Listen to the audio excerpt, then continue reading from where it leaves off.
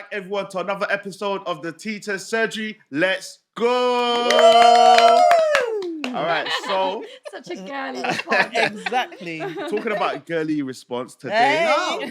Today's we've got a special ladies only panel, right? Hey. So don't worry, man. Then we're gonna have our one later Man on, them. yeah. To the guys, to the fellas. Poor people. But today we've got the beautiful ladies. Do you wanna Woo. introduce yourselves again? Go on. Let's just reintroduce you guys to our panel. Start with Nyasha. Hey, it's Nyasha. Hi, welcome to the Teacher's Surgery. Hi, it's Bola. Welcome back. It's Sabina. It's Amber. Welcome back. Okay, it's your boy Des is conscious. Wait. Okay, so this is season 9 official. That's 9 seasons deep, you know. Let's all Wow. Yeah, Wow. that's right. Well done, So we want to Matthew. thank everyone that's been, just involved throughout this whole journey. Those of you that are newcomers, those of you that have been with us from the start, strap in, welcome to the journey. This is the Teacher Surgery. And we talk about topics that relate to schools, but not just schools, just relating to society and schools and your children, right? Yeah. And we're learning from professionals within the industry, okay? So the first question, though, is regarding toxic masculinity, right? So the question is there a masculinity crisis in schools, right? What is happening? Oh, Is God. there a masculinity crisis in schools? Sabina, do you want to go with that? Look, I think there's quite a lot of focus that we have in the college sector around masculinity. That's not a bad thing. I think young men learning how to be masculine, but in a healthy way, is a positive. But I think from where we're going at with the question angle, it's seen as sort of like the misogynistic behaviors. There is a crisis. Yes, we are seeing more abrupt behavior amongst young boys, and young females are reporting to say that they feel less safe, and that's globally. But look, guys, I think there's a bigger picture here. Why would young boys want to start demonstrating the negative masculine behaviors? Let's talk about what they are. It is passive, physically aggressive, passive aggressive, disassociation from female teachers, female leaders, female CEOs and principals.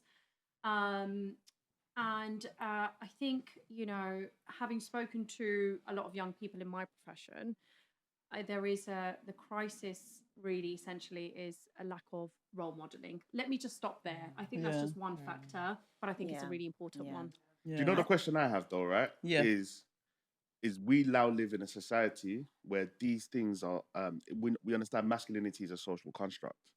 And we're now at an age where these social constructs are being questioned, right?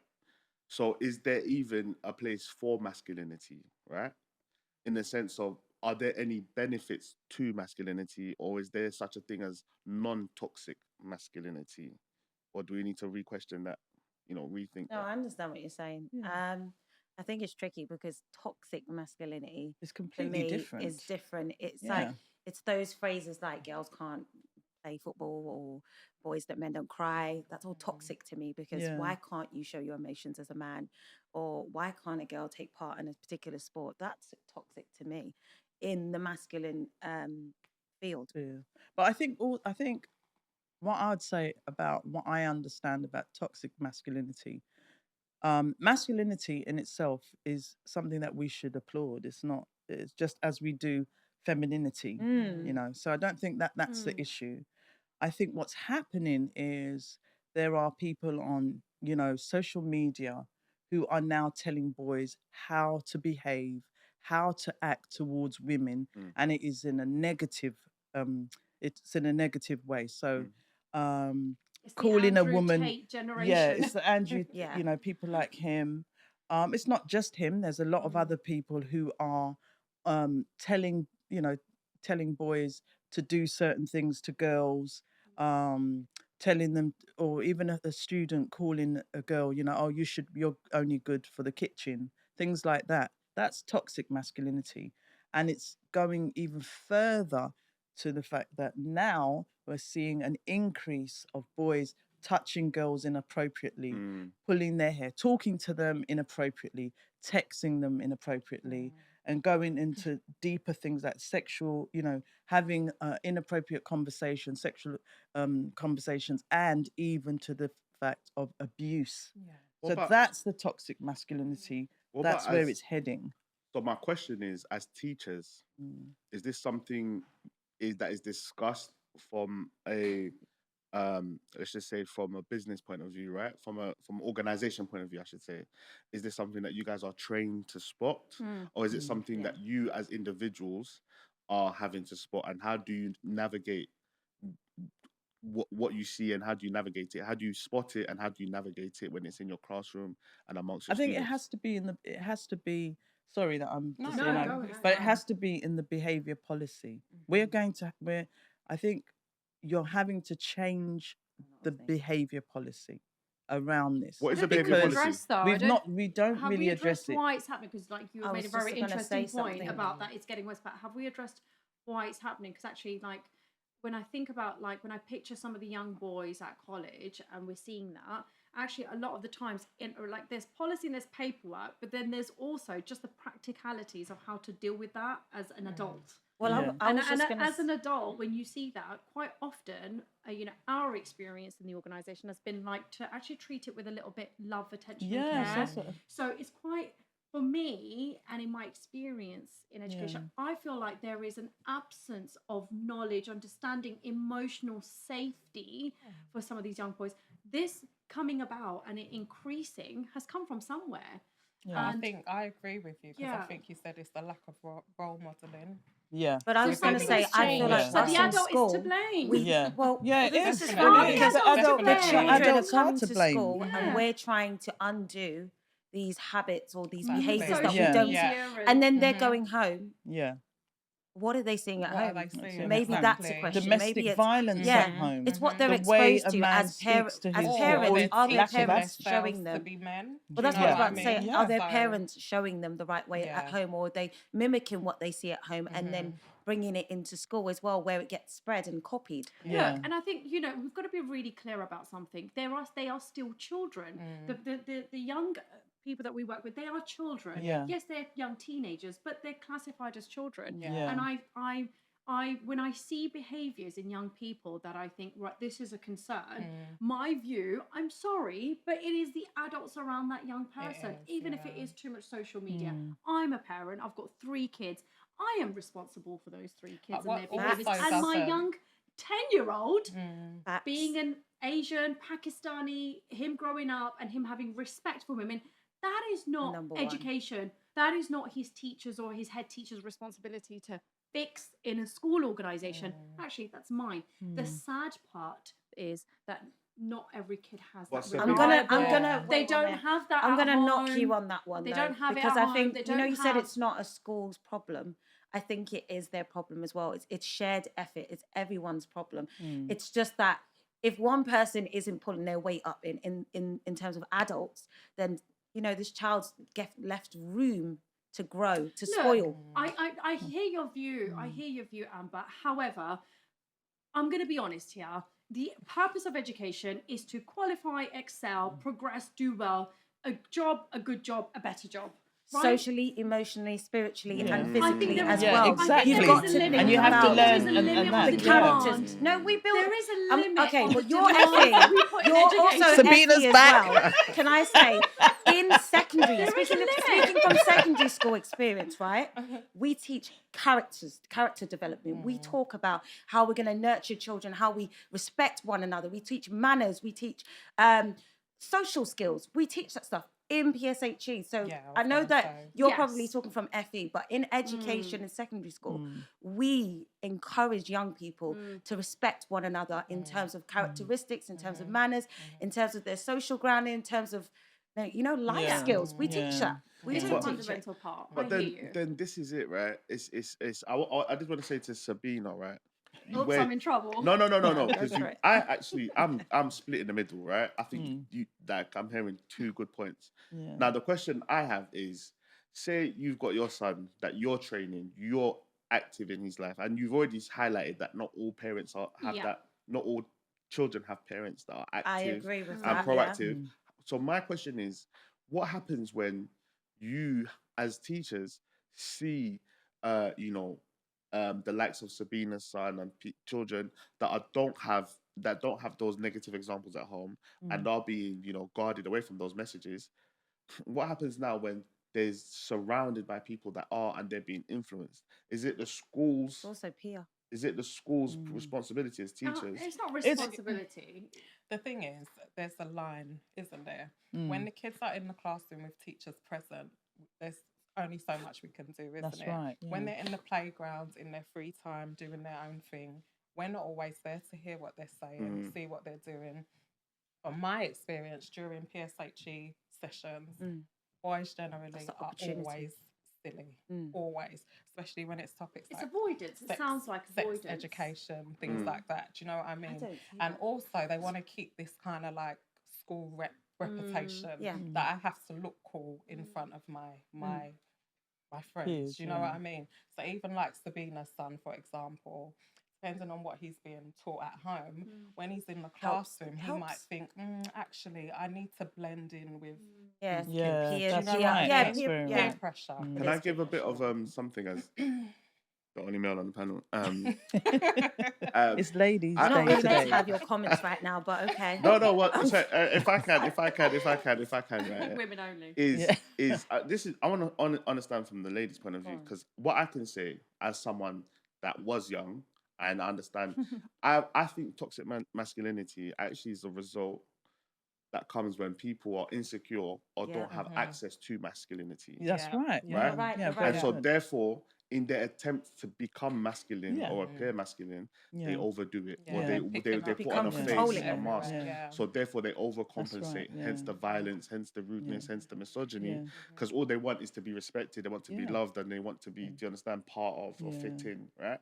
But if you don't, it feels like if for a lot of young boys, if you feel like you're not big enough, you're not tall enough, you're not funny enough, you're not charming enough, you're not good looking enough, and etc., You then start to you belittle feel like us. you don't count, Yeah. right? And it's that desperation that makes them overcompensate. Yeah. 100%. And the other thing is, which supports your argument, is we are in a time where there are the more kids that we see, a lot of them they don't have a father figure, right? So a lot of them have been raised by their mothers, and some of their mothers have been their fathers. Okay. And then the issue, so you've got generations of other men, teaching a boy how to be a man when he hasn't learned because he was raised by a mum. And that's not to say, and I'm not saying that being raised by a mum, because I don't want all the single parents coming after me, but I'm just saying we cannot pretend, which is something we That's not a do factor, do. that's a factor. We cannot pretend that our children don't need a father, but we keep it's this thing. Oh, I'm a father, and there's such toxic relationships and toxic, approach to parenting, even if it's co-parenting. It's all very toxic, and so this boy Exposed is to growing it, up yeah. and oftentimes, I'm sorry, it can be that the mother is being very spiteful because she doesn't want dad to move on. Yeah. Okay. There's a lot of that going on, Okay. and so in the end the child has a resentment towards his mother, and then is learning his masculinity from people who are in the same situation or maybe even worse, who hate their mothers, who don't have any respect for women because they feel like if only I'd been raised with a dad. So these are complicated and complex add issues. to that? I agree with the complex issues, but I will also say that a lot of the calls for toxic masculinity also derives from the Maslow's hierarchy of needs, basic Yeah. essential needs for young Yeah, people. that's right. And I'm gonna say something different here, but actually maybe we've overcomplicated it slightly as well with this whole parenting role models. I think that's definitely a core element, but also are we not just seeing a lack of exercise, a lack of good food and diet, Yeah, wow. a lack of brain productivity, which is essentially in all young people, and we can see it. Put toxic masculinity aside, because actually even young females could be expressing toxic masculinity, and males could be expressing really positive feminist behaviors as well. And whilst I appreciate there's a lot of role modeling that takes place and cultural norms, expectations, But are we amongst young people just not seeing just such a lack of resilience, determination, lack of wanting to seek opportunities, being hungry for them, and the social media, the laziness, the just the lack of good food, good diet.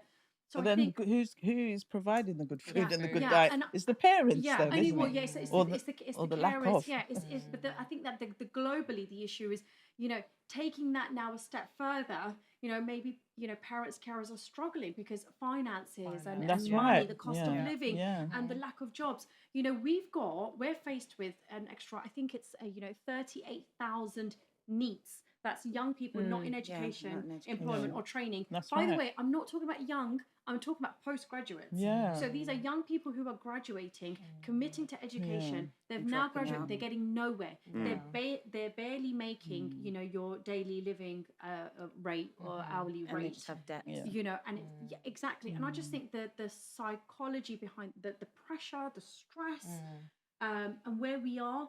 Actually, the mayor needs to do a little bit more for our young people, especially in London. Yeah, it definitely and does. there's a real big Opening youth clubs isn't just, Well, we late don't night even youth have clubs. youth clubs. Let's No, be real. there's There's going not that to, many. but he's going to open, but they're going to be the late lack night. of funding that we have Can in you schools. imagine? The lack of Late funding. night when of children's supposed to be home. Yeah. How does funding help toxic masculinity? Well, we've Put got together one. training. We've got one in the college, which I'm happy to speak about here. But it's the Pan London Mental Health Trailblazer, and we're really fortunate. We're part of the pilot program. It's just under 1 million. We've been able to recruit mental health clinical experts. Yeah, because it is mental health as well, and it's in the organisation. And this is my point about teachers, educators. Whilst I appreciate schools, PhDs, it's very fundamental. I think it's rightly placed in schools. In college, we've got to allow teachers to do what they are qualified to do, which is get the kid to achieve, progress, and get that excellent job. That is what parents, carers need to be aware of. That's their core purpose. The emotional well-being and safety, we're lucky enough to have this Pan London bid, but that's short term. It's a pilot. Every school, every college needs more of that. So I do hope that the mayor listens hard and sharp. As we go to the last minute, more investment in well-being for as we young get people. to the last minute, we do want to be solution oriented, right? Yeah. So not just whinge. Who wants to have a final word on maybe a solution as to what to how to deal with this in schools for any parents that maybe see their children going down this line, or concerns for schools? What could be done? What can a parent do, or what could be done? I think the first thing a parent needs to do is to have conversations, open dialogue with their children. Because I find that a lot of parents, through, like you say, because of finance, because of jobs, and just that lack of quality time with their child, to find out discussions, what their thought process is. That's definitely a very, very important thing from the parents' perspective, I think. But like I said before, teenagers are quite difficult people. They lock themselves up in the room a lot of the time. What if they don't want to talk to you? Then what do you do then? They've got to find maybe a counsellor then. A counsellor or some kind of... You see, that what you just said there, school. I find that so irritating because when we were younger, it wasn't, you can go and be in your room and just hide away. It was, you need to come out and you need to have a conversation, and you didn't have an option. But that's that's when the parent is mentally strong enough to deal with it. And I think parents are struggling. And I think if I was giving advice, and we're parents and we do struggle, and it's hard and it's difficult. You've got your mortgage and your bills and your food and then the kids' expectations, wanting to do great stuff with them. Right? I understand it is tough, but the adult, we've got to remember who's the adult and who's the child. So as the adult, you're going to have to find a solution to be mentally more able, stronger, more supportive for your young person. We've got to always look at the behaviours of the adult, whether it's education, parents, carers, guardians. I'm sorry, but we are causing this behaviour in young people. I'm so glad that you said we are causing this behaviour. We are causing it. Yeah. We've got to reflect on how Sabina, you got 3 more seconds. Sorry, guys. And I know a lot of parents and carers, and I know we're all trying our best, but it's their lives at stake. So we've got to just keep going to do our best. and Okay. it's just sad if we see young kids suffering and not learning those behaviors and not feeling safe enough to develop mature, positive mindsets. And on Yes. that note, right? As you can see, this is we love these topics, right? But no, honestly, if there is any questions, like always just message us on Instagram, right? Yes, that's You right. send us a Yeah. DM, and then maybe we can expand it, or we can directly communicate with Yeah. you. But yeah, that wraps up another episode of the TTS Surgery. Let's Yeah. go. Woo! Until next time, don't forget to like, share, subscribe. Okay, peace. Okay.